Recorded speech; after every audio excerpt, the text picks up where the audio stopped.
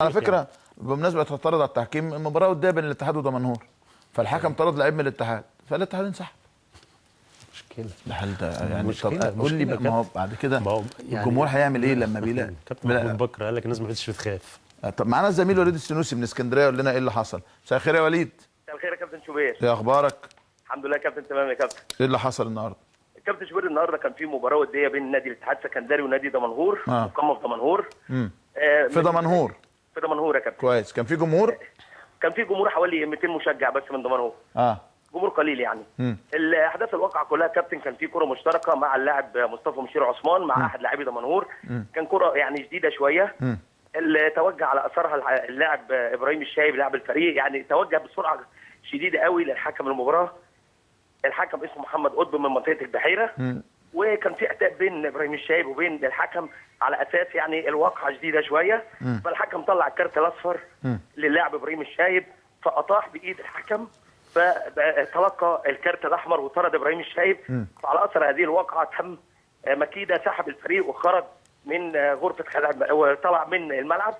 وحاول البعض من الجهاز الفني الكابتن شريف الخشاب والجهاز الفني لفريق دمنهور تهدئه الامر، ولكن الدكتور حسن ابو عبده والجهاز الفني اصر على الانسحاب من المباراه في واقعه مثيره للغايه يا كابتن شويش.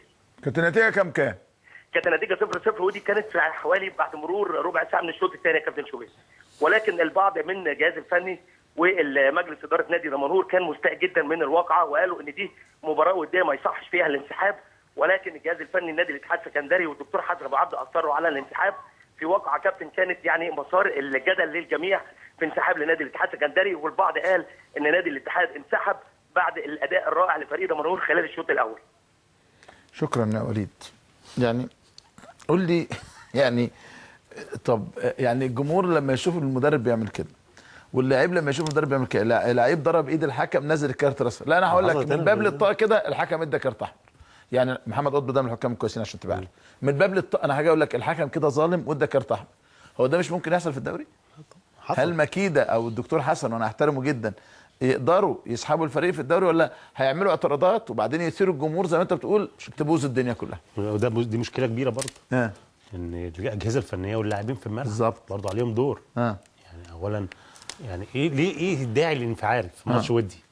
يعني ما افهم الكلام دوت لو ماتش حاسم، لو ماتش بتاع فتنفعل. دي لعبه صعبه وحاسس ان زميلك تعرض لضرب جامد، ممكن تعاتب اللاعب. لكن الحكم ادى انذار وخلاص. انت ايه عايزه يعني يطلع له كارت احمر؟ يعني هل الكلام ده يعني بتعليمات الحكم؟ يعني لازم تدي تعليمات للحكم ان يطرد اللاعب او يواجه حاجه زي كده؟ لا، لازم اللعيبه برضو تلتزم في الملعب. الاجهزه الفنيه تبقى عارفه ان الظرف العام مش مستحمل اي خروج عن النص جوه الظرف العام جوه مصر مش مستحمل، خاصه المدربين الاجانب. يعني دي مش واقعه اولى لمكيده، يعني برضو مكيده ليه تصرفات مع الجماهير وبتاع وكده، لازم يتنبه عليه او يتقال له ان البلد بتمر بظرف طارئ. مش غير طارئ، يعني ده ما يحصلش في اي حته، مالهاش علاقه خالص. ما بيعملش يعني طبعا يعني ما يقدرش يعمل ده دلوقتي. ده 200 واحد ولا يقدر يعمل ده في اي دوله اوروبيه اسكندريه وفي مثلا 10 15000 في ماتش ودي زي ده.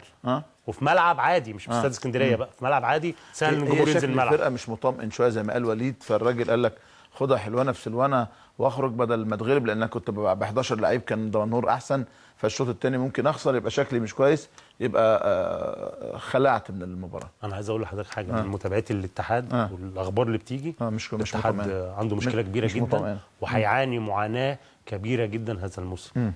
وللاسف الوقت فات، يعني خلاص القيد خلص. اتمنى ربنا يخيب ظني وظنك. يعني احنا كلنا الامانه بنتعاطف جدا مع الاتحاد رغم موقفي الواضح في قصه الهبوط والصعود. المشكله في الاتحاد دايما يا كابتن ما بيشتروش صح. ما بيشتروش صح ولا بيجيبوا مديرين فنيين صح. دايما رغم الفلوس الكتيره قوي اللي بتتصرف، يعني اذا كان رغم الازمه الماليه الحاج محمد مصلحي او الدكتور عبد السادات بيدفعوا، بس ما بتدفعش صح. طيب خليني